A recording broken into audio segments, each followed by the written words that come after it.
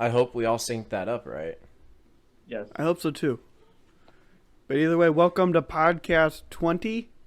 20! We're getting 2 in 1 week because we were lazy and then we got one. And now Max is going into the wilderness to fight a Wendigo and or a Sasquatch. Good job. That TikTok was great, I like though. the Wendigo one. Yeah. But Yeah. That was really funny. the I think that meme has Wendigo been is great. Algonquin. I'm going to shut up now. That's a good idea. No, we got requests last night. We were talking to somebody that's been listening to the podcast. Shout out all you peeps that listen to this garbage. People But besides our somebody's like- parents listen to this? Yep, we got like 2 people, and they're Well- greatly appreciated. My mom doesn't listen to this. I imagine yours doesn't either. I tell my mom not to listen to this. Yeah, my mom doesn't know I do this. But either way, we got the request from Marcus to talk more and for you to make fun of him a little less Make fun of because you're You can- mean. But at the same time, I feel like that's Yeah, part that's of what the we show, do. though. It is. Yeah. right. Don't hold back. Keegan talking about something else and Max making fun of Marcus. But it's feedback, so we got to take feedback into account because we do appreciate the feedback. Well, it's Even criticism. if it's Now it's up to us to determine if it was constructive or if someone was just voicing it. we're just out here thriving on the haters. Yeah. Speaking of haters, I went to Walmart today. It's always a really bad idea for me to go to Walmart on a Saturday at like No 2 shit. o'clock in the afternoon. It's busy. So typically if I have to go to Walmart, I try and go like Friday morning or Monday Good call. morning because there's like no one there. But every now and then I have to go on the weekend and I can't like go like 8 o'clock at night or like 6 o'clock in the morning because I'm old and sometimes I go grocery shopping at 7 o'clock in the morning on a Sunday.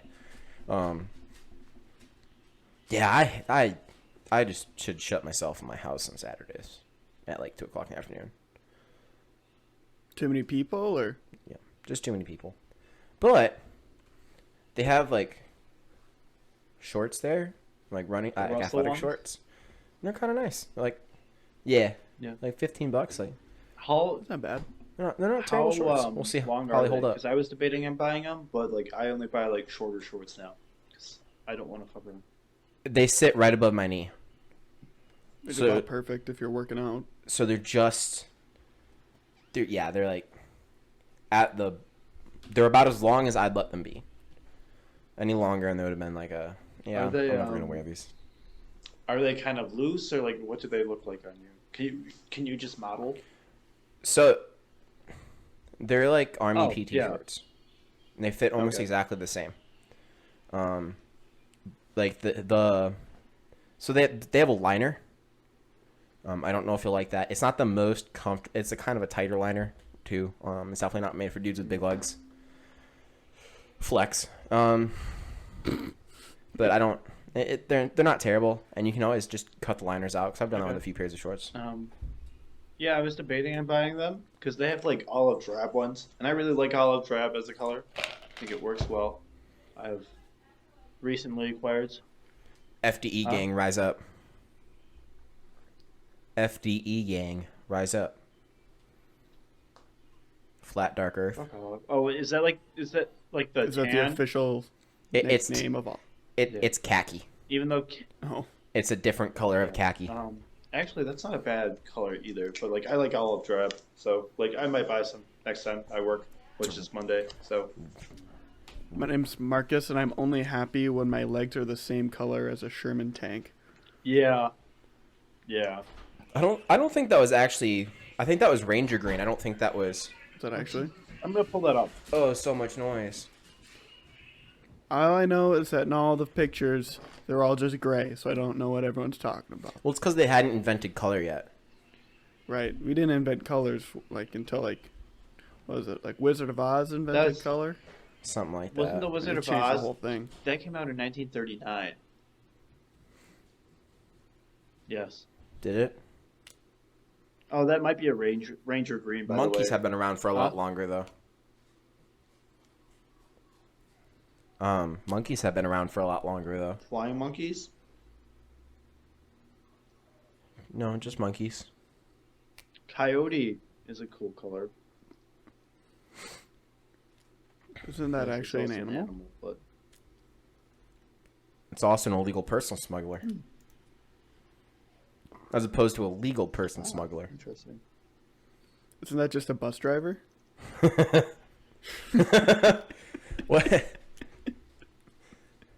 Or a So- pilot? Yeah, could be a pilot. Oh shit. So Marcus, I saw Sucks. you at a party last night, and Nerd. it was Briefly. a hoot. Oh wait, what time did you go back at or leave? I left at like 1 in the morning. I would have stayed longer, but You just stay up until 1 in the morning. It was rough. It's the latest I've been up I in would a have long stayed time. longer, but I had to be to work at 6, and I ended up taking a nap when I got home. I left early. I only got to leave about an hour and 45 minutes early. I wanted to leave at like 10. You left a party early and took a nap, or you left work, left work early early. and took a nap? 'Cause Okay, because I say after the party, I just went to Yeah. bed and I didn't need I, to take a um, nap. Are you telling me that you didn't just stay up all night until 6 in the morning drinking and then just going to work trashed? no, I don't do that. That's what a real man does. I've definitely done that.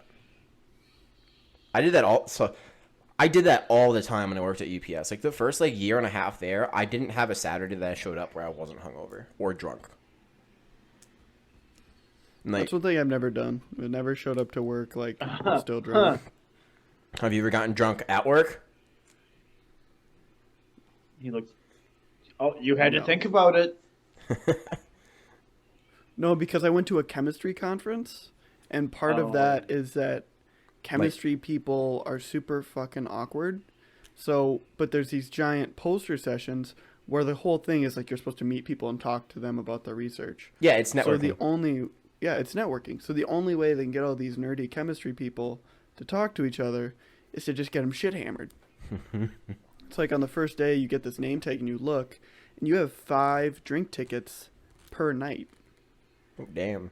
Or is it 6? But then there was one of the people in my group that didn't drink. She's like, does anyone want these tickets? I'm like, I will take all of them. So I had 10 or 12 drink tickets per night. So I just got absolutely sloshed every night at this conference, and I was technically paid to be there. And then one day too, we went to a distillery, and so all we did was drink 2 tastings of liquor. So we just took shots for 4 hours with my professor. I would say that's a bit different because that is the goal. But it would count because it's getting drunk at work. But I was getting paid, and it was with my coworkers, but we were Yeah. networking. But none of us knew what was going on because we were all undergrad biochemistry people, 2 chemistry people for these PhD chemistry projects. And so I had no idea what a lot of them were. I could understand the basics, and what they were trying to learn about, but all the chemical methods were they were really out there because there was a lot of really fine-tuned shit. There was a lot of process chemistry too, which is not a field that I'm familiar with at all. So I would just go up to these people, and I was piss drunk, and they were awkward. And so I would ask them questions about the larger research project that they didn't know anything about. So I'm like, oh, you're doing this really interesting research on this specific toxin from this fungus. Tell me about this fungus. And then they just kind of looked at me like I was Satan, and then I would giggle and walk away and do it again. I had a great time on that trip. Wasn't that in Indiana? Oof. It was in Indiana, which is the whole time I was ripping on it It's for a being a terrible terrible state. I'm did like, you see Little Sebastian? the only bad part about the conference was that it was in Indiana, and I had that running theme that Indiana sucks the whole time, and my professor was from Indiana, so I would say it and then kind of lean and look at him.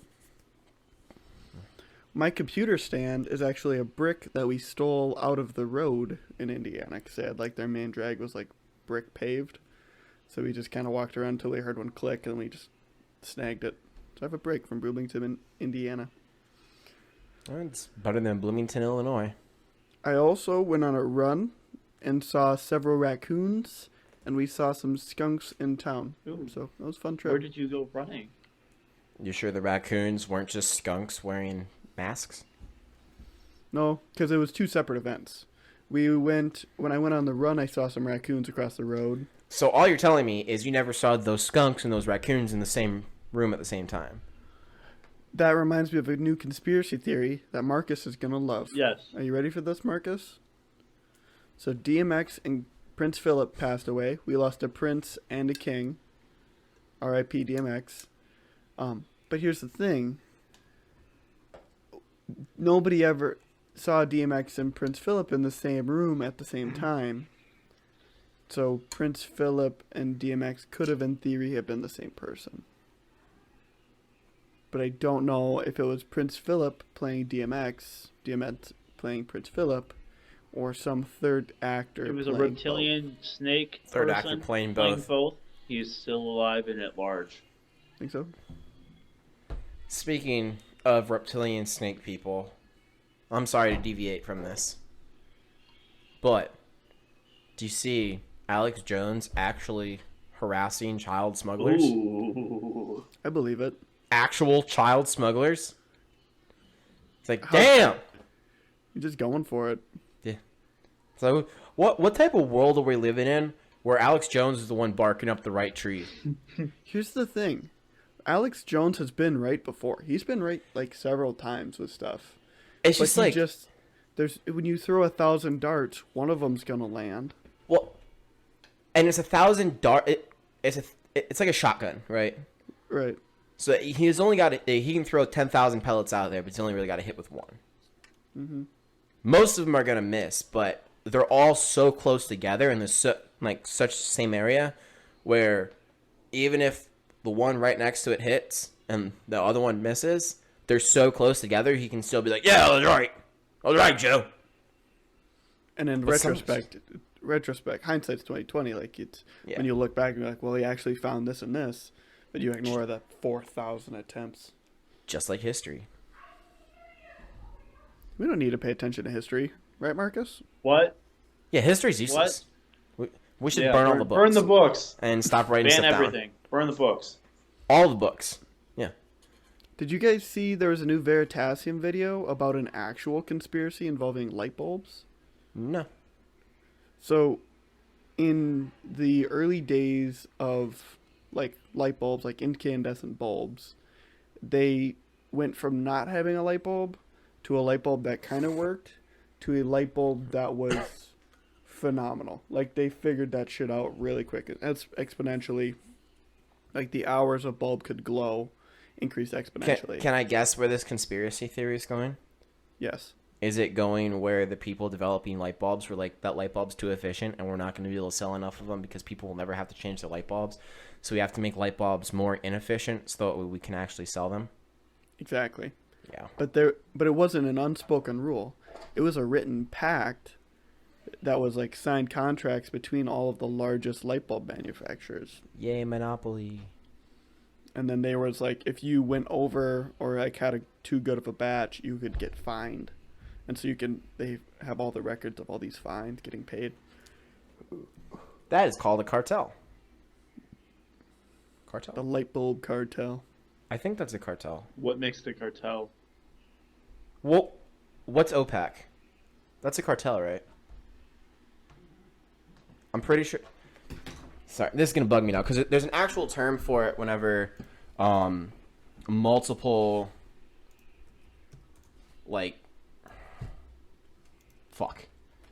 what you call it, basically work in cooperation so that way they can set standards for shit and where they all operate and sell it individually, but they actually control the market and stuff. I googled the definition of cartel. So it's an association of manufacturers or suppliers with the purpose of maintaining prices at a high level and restricting competition. Okay. I was right. I heard something about. Exactly. I heard something about like gasoline engines. Something a long time ago where they're like, yeah, they were experimenting with like different engines and they'd get like 70 miles to the gallon and then they're like, oh yeah, nope. Yeah. Have you heard about the engine that runs on water? It runs on water, man. But yeah, like it's not that hard to make a gasoline engine get 40, 50 miles a gallon. It's just there's no market for it because no one actually gives a shit. Um, The That's just upside for the efficiency is not the worth entire it for state of people yet. California gives a shit. and no, they don't. How many people there still drive trucks that get fucking 12 miles a gallon, or their little fucking Subies or their racing cars and shit? It's not actually a thing. Okay. It's not enough of an incentive. You can say something. It's all about the image then. Fine, Say fuck you. something, I'm giving up on. Well, it's just gasoline has been such an available commodity for pretty much the entire time that the United States has had cars and vehicles, and we've worked so hard to keep it low because there's pretty decent access to it, and it's a very common resource that there's just been no reason for it. Like, and it's not just the United States either. Like, there's not really a market for it in Europe or in Japan or anything or anywhere else that use a lot of cars. Like, fuel efficiency remains relatively the same across car manufacturers around the world. No one's working to develop a hyper efficient car. And I mean, Tesla does pretty good per gallon. and that's the thing is right now, why, if you were a car manufacturer and you were into that type of stuff, why would you want to develop a hyper efficient gasoline car whenever you can push electric cars and hybrid cars have, like, because like hyper efficient gasoline cars, like one of the big things is cutting weight and cutting extra bullshit. You don't have all the computers, you don't have all the extra shit, and they're not super cool. They're going to have minimal features. There's still enough to be comfortable, but they're not going to be like a lot of stuff is now. You're not going to have a fucking, like, gaming desktop, essentially, in your truck.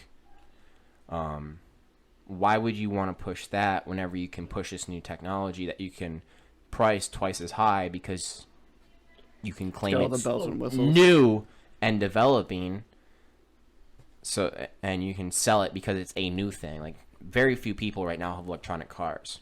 Everyone has a gasoline car.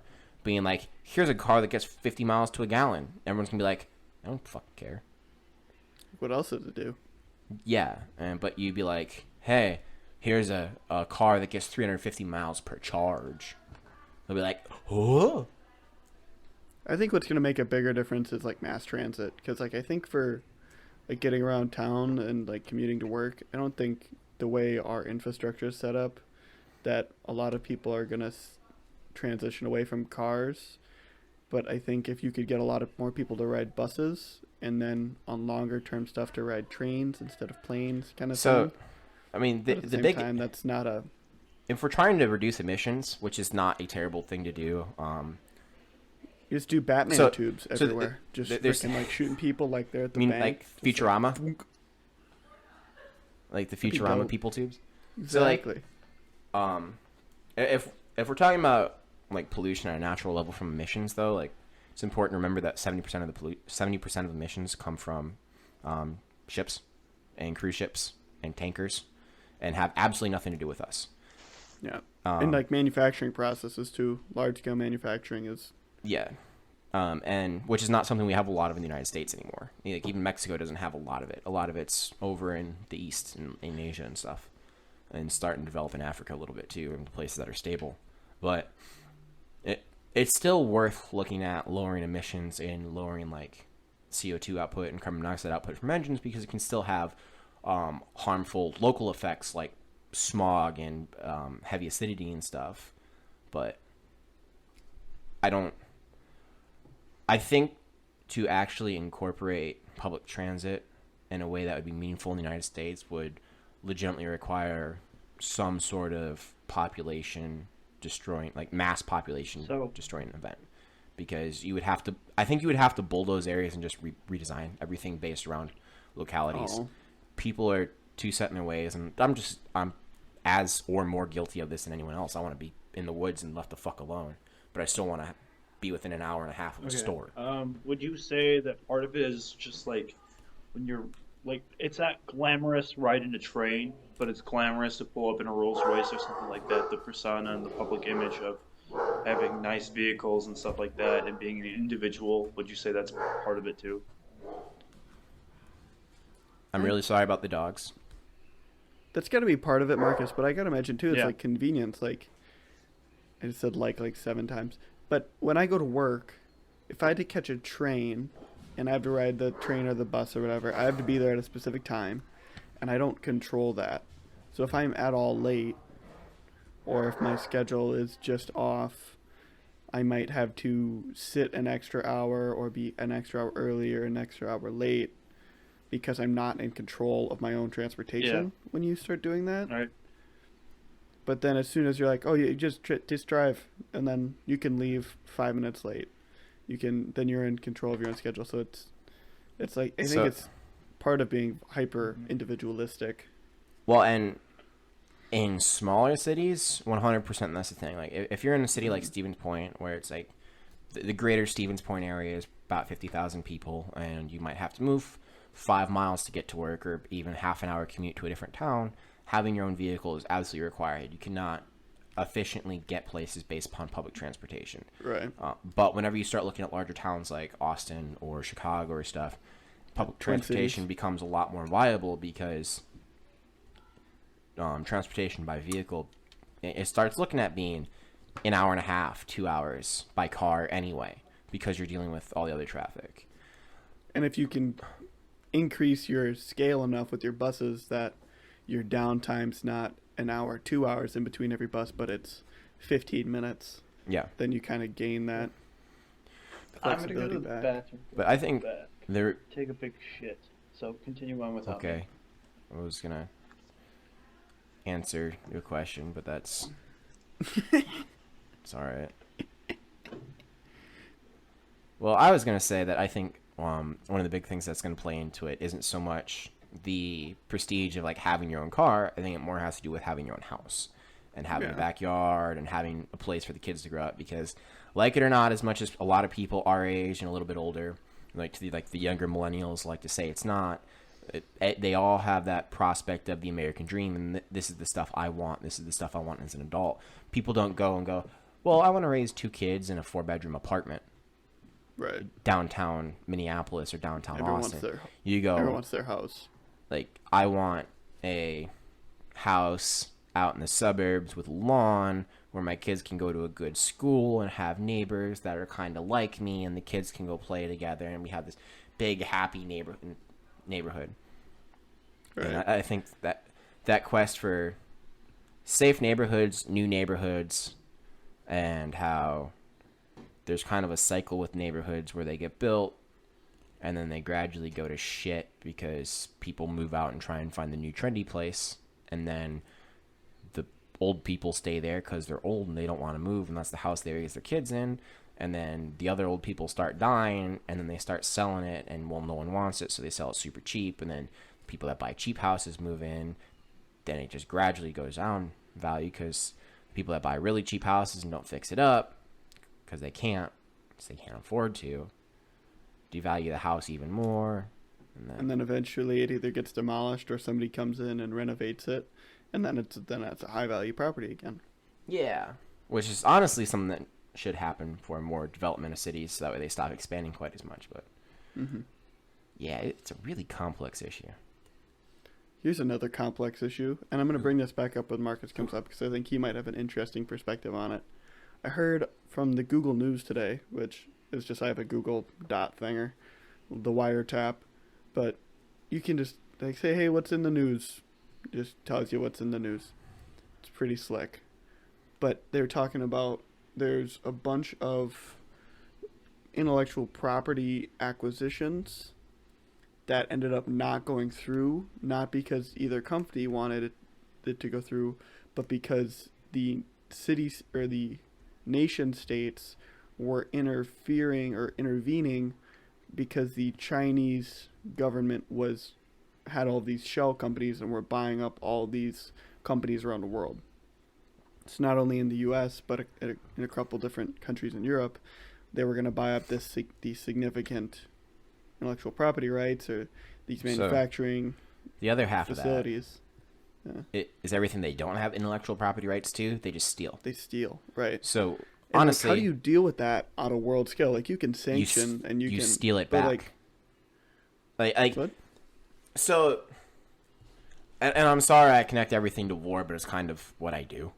No, yeah. At this point in my life. And I'm with you at that. Like, it's economic competition is one of the first stages of competition between any two countries. Well, and they're very, very, very unlikely that there'll ever be a large conventional war ever again. Because although physical resources are still incredibly important in the next 150, 200 years, and like when we start getting out and doing the sci-fi shit of like mining asteroids and stuff, in the very near future, that is not going to be an issue anymore. And I mean, fresh water will always be an issue, unless we find just an unlimited power generator that can just output retarded amounts of power at very low cost, like very low demand of resources to run desalination plants, unless there is some other variable with desalination plants that I don't know about. Fresh water will always be an issue and will always be an issue some places, but it's not going to cause conventional war on the scale of stuff like World War II again. We're not going to push from one end of Russia through the other end of Russia, or one end of like start in Afghanistan and push to the seaboard of China. It's just not going to happen. What we are going to see though is electronic warfare over intellectual property rights and just pushing boundaries and stuff. We're going to see basically like electronic guerrilla warfare type shit. All the little cyber attacks and shit from Russia and China and all that. But it's going to move into shutting down infrastructure eventually. Which is super fucking annoying. I'm going to be pissed maybe playing some CSGO and the fucking Russians are going to turn off my internet and I'm going to be pissed. Yeah. So I don't think it's something that for the most part we're ever going to see as a general population. Because if it comes down to the point that they are shutting down internet or power to normal people in like vast sections of the country, then we will start to see conventional warfare. We'll see actual war, because that's like, all right, that was an attack. We're gonna kill you. Like, right. You're fucking with us in a way that's not like, oh, yeah. But it's stuff like, do you know about Stuxnet virus in Iran? The U.S. and Israeli Mossad uploaded the Stuxnet virus to the first or one of the Iranian nuclear projects, and they spun the turbines until they exploded. Oh shit! It's gonna be stuff like that. It's gonna be stuff like running black flags, where you essentially let the Chinese like steal like this super important piece of electronic intellectual property. Virus. And it's still that property, but it has the virus on there, and they don't know that, and they put it in there, and then it causes like their whole fucking data bank to just wipe itself and then explode, type stuff. That's the shit that needs to be happening, and if it's not, I'd be incredibly surprised. I'd be surprised if Google wasn't doing shit like that. We're just not hearing about it. No, of course we're not.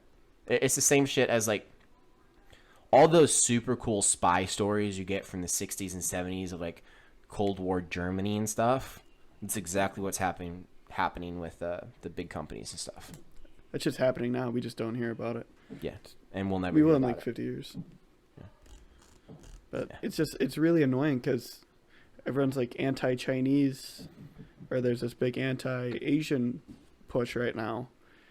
But there is a very significant, like, this has been a thing in academia for a long time, where if you had Chinese nationals, they would get sent here, but you couldn't. They were amazing students, but they would steal your work. Yeah. As a well, professor. and the That's broader not even erasing. It's like they're state funded. There's the Chinese part, and then there's the broader Asian part, and they're two separate things. Because there is significant discrimination against Asians whenever it comes to an academic level, but that's because Asians score so highly. They're like, we don't care about, like, you're not. Right. You're not as priority to get in because we know you're going to get in. So you do what you normally do whenever you deal with standards, and you raise the standards because you have so many, like, such a large pool. Yeah, but there's like a big difference between the Chinese academics and then like the broader Asian, and then all these new Asian hate crimes, which I think the new Asian hate crimes are dumb. I think it's mostly bullshit. I think it's stuff to garner attention. And I think it's a couple things. It's like when there was some rumbles of like anti-Middle Eastern stuff, but it was people yelling at Sikhs. It's like, that's not the group that you think you're mad at. Because there is a group, there's an entity that's antagonistic to you in general, but you are just confused with your geography. Yeah. It's like our school system failed you, so your racism is literally just off target. Yeah. That was. Yeah. I don't know. I do know that hate crimes against Asians is the lowest out of any community that there is. No one. I legitimately believe no one actually cares, and this is something that's mostly being fabricated. I feel like there's been a couple pretty significant events, but I don't think they have staying power. No. I think everyone's like, that's kind of fucked up. We should stop doing that and like yell at people that were doing that, and all those people get yelled at, and it'll kind of fizzle out. Yeah. I am, for the record, we're all anti-hate Yeah. crime. I think we're just in case anyone's curious. Unless they really have it coming. What, like the Jews? But then don't hate crime them. I'm just kidding. just Please don't crime do that. them. Seriously. That's gonna get clipped, and then we're never gonna get Why? monetized. You know what's really funny though? Stalin killed like twice the amount of Jews that Hitler did. Yeah, I mean, There's I so suppose much- that's not funny in the traditional sense. it's like it's not funny, haha. Hitler's It's like funny, hate. weird. It's funny how it's misremembered, Um, and I feel like most people genuinely that I feel like they know that Stalin wasn't a good guy, but I don't think they actually understand how many people Stalin is responsible for killing. I think Stalin, though, his killings weren't necessarily, they weren't like focused at one specific race. He was just kind of killing anyone that he didn't like, and he was Yeah, kind of a he- miserable bastard. So he didn't like really anybody. He didn't like Jews.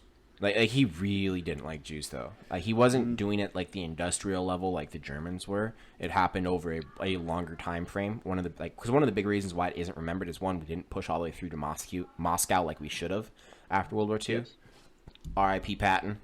You had a strange death that should be investigated so we find out what's actually going on there.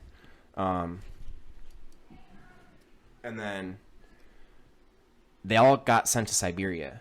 So we don't actually know what happened. Siberia over like a 20-year span, like it's kind of weird to say, but it wouldn't be that hard to misplace 50 million people like he did, or 20 million It's a big people. place. trail. But 12 million people in Germany and half of Poland, yeah. You're gonna find it. So the one thing what I would definitely say is attributed to that too is the lack of a paper trail, because Germans being Germans, and this is from like the Prussian part of the German unification, but like they heavily documented everything. They're very organized, very efficient and streamlined, whereas the Russians would not document things, or if they did, they would burn it or whatever. So we don't have like as many documents. I honestly didn't know the Russians could read. I honestly didn't know the Russians could read. That was the thing, though. Like even at the Nuremberg trials, where they're like, are you officer such and such? Yes. Are these your records? Yes. I mean, like these records say you killed 10,000 people in this town, and it's signed and dated. And then they just kind of held it up, and then they held it up to the court, and was like, "This is." He just said he's this guy, and they're like, "Yeah, that's how this whole thing's been going." So, speaking of World War II, why do you think Germany was allowed to rearm and have a military and Japan wasn't? Because Japan was allowed to have a police force. They weren't allowed to have a military.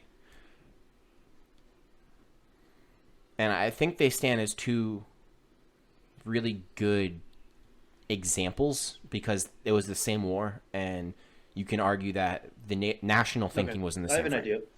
So, Are you talking directly and, post-war, one sec. right? Yes, directly post-war, and if you want to say it's because the United States is racist, I'll accept it, but there needs to be more to it than just that, because Can I throw one out before Marcus does? Because They I think didn't Marcus, really you are like going to the- have a better answer than me. Germans at the same But- time either. Yeah. But like, from my understanding, I'm budging only because I feel like, Marcus, your answer's going to be way better and mine's going to be kind of dumb. The German people were kind of over it by the end. Like that was the thing. Like, end of World War I and World War II, there was a very significant portion of the German population that was like, hey, we should probably stop this. This is getting kind of annoying. We're kind of running out of stuff. Running out of people. Right. And then the Japanese were like, let's go. You're going to have to kill every single one of us. Like, the emperor is the emperor. We do what he says. He's the thing. So, like, Well, they're pretty broken after the 2 atomic bombs because a lot of the Japanese were isolated from the war for the majority of the war. Right. And I think that's, like, but, like, in general, before pre-bombs, like, it was, like, kind of the mentalities were different. And I don't know if that's the actual answer, but does that carry any weight? I know it changed after the bombs because, like, the emperor was like, holy shit, like, you dropped the sun on us. I think that could definitely throw some weight around. Okay, so what Marcus, I was going to say was not that at all, but I think that has something to do with it. But what I was going to say is because obviously they're both related to Russia. Oh my god. They're like both close to like Russia or like the Soviet Union compared to us. But like I would say, like, since we already have like forces in West Berlin and or whatever part of Berlin we occupied, and then like West Germany, we can also train and help aid the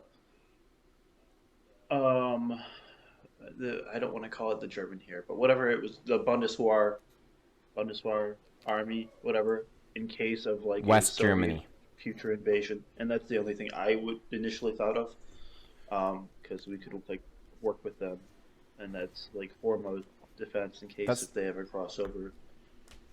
That was the only thing I could think of. So it was more related to the worry of the Soviets invading, because the Russians were kind of like meh on Japan, but they really wanted Germany more of that realm. Yeah. Okay. I was thinking the fact that there was a yeah. That's true. And I don't know if that's the right answer or not. I think we're going to have to find out. I'm going to be right back. I'm not going to go shut my dogs up. But, like, that's something we could do some research on and come back to. Kind of like the end of World War I, which we were, like, Googled it, and we're like, everyone just kind of got tired. Also, they're like, this shit sucks, let's go home.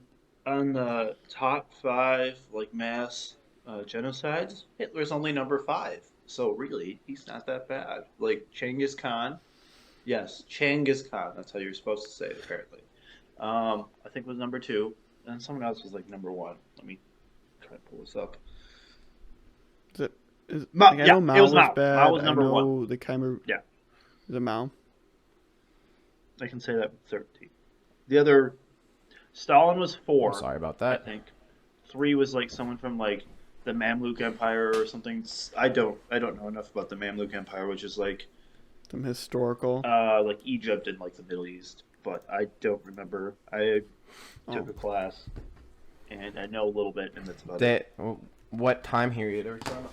I can pull out my modern Middle East and North Africa history and documents book if you want. Okay. Send me the link when you're done with that. It's not a link, it's an like, actual book. So when I Googled it, when I Googled it and clicked on the first link, I have that Mao Zedong was the worst, between 40 and 70 million. Then Stalin was the next worst, between 23 and 50. And then the Holocaust. And then it was the Khmer Rouge in Cambodia following... Oh, the Khmer Rouge? I can never remember how to pronounce that. Is it Khmer, something like that. Yeah, in Cambodia. KHEMR. Well, yeah, but that one is fucking terrible because it was like 4 million people? It says right here 1.7 to 2 million Cambodians, but their country was like the complete number. Their country at the time was like only like 5 or 6 million people. So imagine you're like, you line up everyone you know and you go 1, 2, 3, you're dead. 1, 2, 3, you're dead. It's fucking insane the level of atrocities that man did and fucking Pol Pot. Listen to the Dead Kennedys, by the way, for a brief history lesson. We're talking about Dead Kennedys Yeah, and the the band. holiday in Cambodia. So on Guitar Hero 3. I thought I fucking saved that. So in 1974, the population of Cambodia was 7.5 million. And then, so the Khmer Rouge or Khmer Rouge, the Uh-oh. This intermission is brought to you in by Dots Pretzels. That's a good plug. and we're back. So it started at 7.5, and then it said they killed more than 2 million people from 1975 to 1979. So that's like 1 in 8. Well, think about that. That means that Cambodia is about the current size, It's about population-wise, every 1 in 4 people. of Wisconsin. So imagine if you wiped out Jesus all of shit. Milwaukee and all of Madison.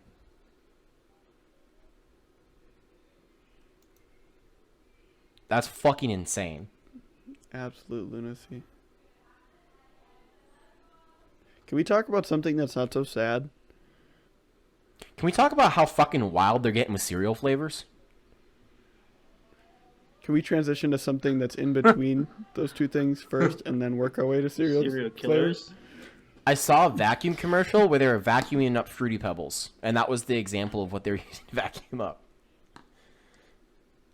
That's like... Don't they, like, when they test new toilets, don't they flush all sorts of dumb, weird stuff down at, like, golf balls? Because golf balls float? Or, like, they I get a don't know. certain kind of golf ball and, like, flush golf balls? But that sounds like a job I need. I'll 100% just throw it in the use in the fucking toilet. That was... So in one of my first courses of my master's, it was ethics and biotechnology. And we were talking about, like, regulation and, like, should regulation exist? And, like, should the quality of a product be regulated by some government, or should it be by the industry itself? And we were talking specifically about, like, the Boeing, like, Super 757s or whatever, but it's like 1,000 people on one plane. And they were having these issues and these crashes. And so I made the argument, like, yes, there should be some sort of regulation because you need to set some floor, because the people that are making things are not incentivized to always make them at the highest quality. They're incentivized to make things as fast as possible if you just let things buck. And in theory, the market would correct itself and the quality would rise. But in the space there, you might lose you'll have these failures. And when you're talking about an airplane that's 2,000 people or whatever per airplane, even a single failure is a catastrophic failure that we should try and to avoid. So if we can, like, regulate at some base level and then let quality rise above that, that would be an ideal solution, was my argument. And then I had a person respond to me saying, no, it should be wide open. My mom worked at a toilet factory for forever, and they had these really high quality standards and all this stuff, and, like, hey, we don't need to regulate stuff because my mom worked at a toilet factory, and, like, they had really high quality at this.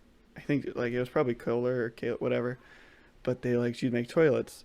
And so I responded, I was like, but there's a massive difference between the catastrophic failure of a toilet and the catastrophic failure of a Boeing. And, like, that was And the I punchline think for that joke. The argument is, I think no one would argue, well, I'm sure some people would argue because they're cunts, that high quality industry set standards are always the best option. Always. But it's not always the option you should go with. Like, if, like, that's not what I'm trying to say. In an ideal world where all industry standards are set high quality, you want those standards set by the industry because they will know what's best, because they work in that industry and they work with that stuff. But there are some things as they relate to safety where some places are not as incentivized because there's no actual ability for the market to correct in those situations. So, like airplanes where a single catastrophic failure results in massive death, Or I was thinking like biopharmaceuticals, where a catastrophic failure leads to somebody dying. Yeah. With like when you vote with your dollar, if you vote and then you die, you no longer get to vote, so you don't get to improve. So Well, and you need to have that ability to vote, but you also shouldn't be dying. And Right. it's finding the balance between regulation and enough deregulation that there's an incentive to push forward and continue to develop new products because you're not swamped in regulation. like everything, the answer lies somewhere in between. Oh, shit. That was a thing that I wanted to explain to you guys. The nuance. Only you think I'll understand. No, this was something. So I was reading in high school, and Marcus, you'll enjoy this, but I gotta draw it up. So I read. The cat is suddenly on the desk again. He's excited for some reason. I Gonna read. start farting. He farted up a storm, and it threw me off. I was reading Heart of Darkness, Oh hell yeah! which It's a is slog. one of my favorite books, but super intense. And what made that book much better for me reading it, so if anyone's out there, my video just stopped. I think the cat turned my camera off. But if you're ever out there trying to read it and you have no idea what's going on, watch Apocalypse Now and like take notes on it, and then just go in your head like all of that is this but somewhere else, and then the book is deeper, and like that just makes it a lot easier. But I had this weird epiphany because I was reading and also not eating because I was in wrestling, and I had this graphical tool for explaining dichotomies, and I related it to enlightenment because that's another realm that I really enjoy. Light's And pretty I cool. called it the gradient, and I'm currently drawing one. And it wasn't that the diagram itself was super important, but there was landmarks on it that were pretty clever. I'm trying to do it with a pen. It's a lot easier with a pencil. Okay, we're drawing, we're scribbling.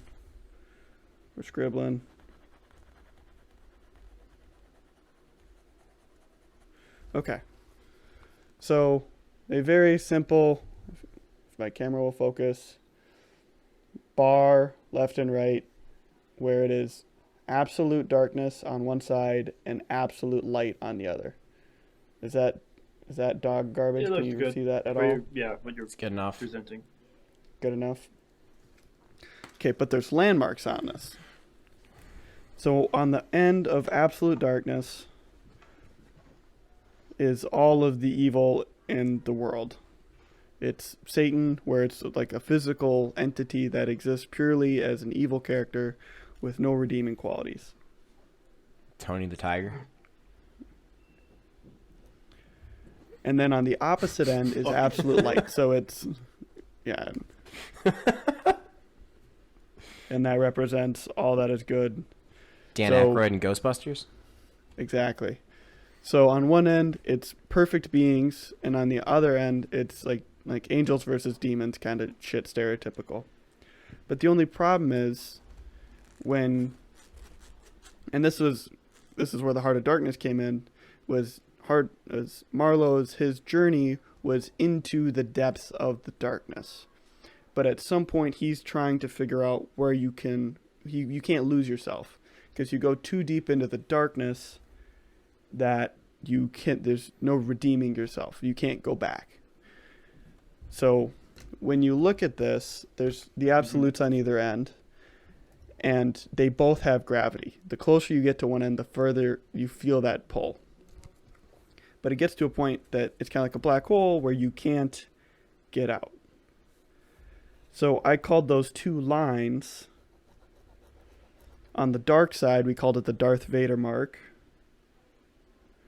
because Darth Vader was a fundamentally flawed character who was overall an evil person, but he did have some redeeming qualities. Another example of this was the Batman mark, where he would... Katie's calling me.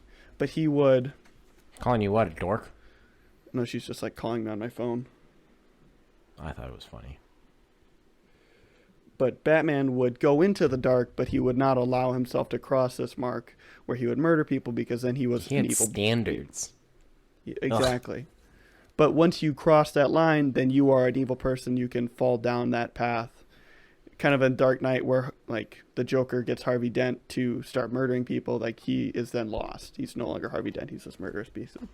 But then there's also the Superman line, where if you set too high of standards, you are too deep into the light and you can't see the things that other people are doing. So once you get past the Superman mark, like Superman's still capable of doing bad things, he understands them. But once you get beyond that, you get blinded by the light and you're not capable of understanding evil, and you don't see it because it's too bright. So we all need to be morally gray.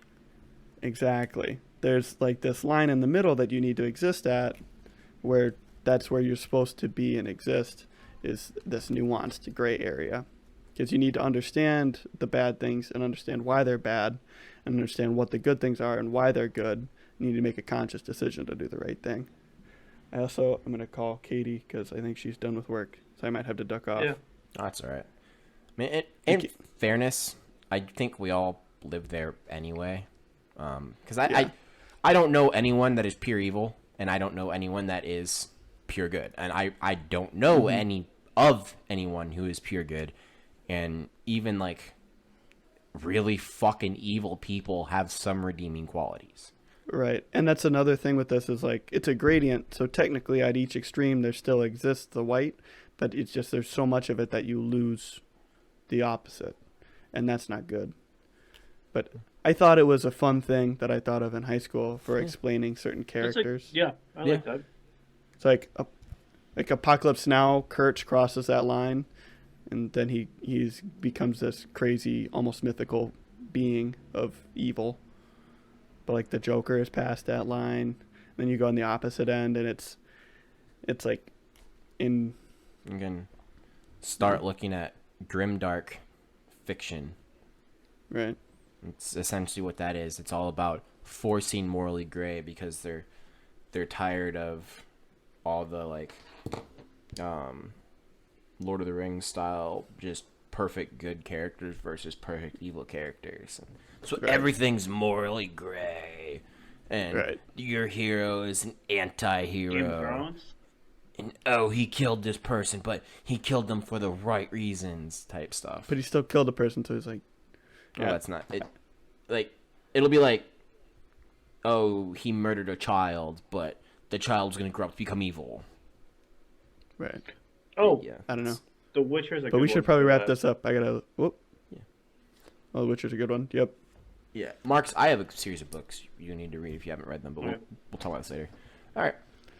Good luck on your journey into the Wendigo territory. I hope you see a bear. Lay waste Well, I to hope that I do too. I hope I eat a motherfucker. bear. I believe in you. Thanks, everyone, for listening to another eclectic podcast. This was Discussions of Your Last Three Brain Cells, episode 20. Bye. Have a good one. Actually, you got your reminder. Unlike, unsubscribe, and leave a nasty fucking comment. Fuck that person. Fuck their world up. Make them kill themselves this week. Do it. You went for it that time. All right. Have a good week. Bye. Bye.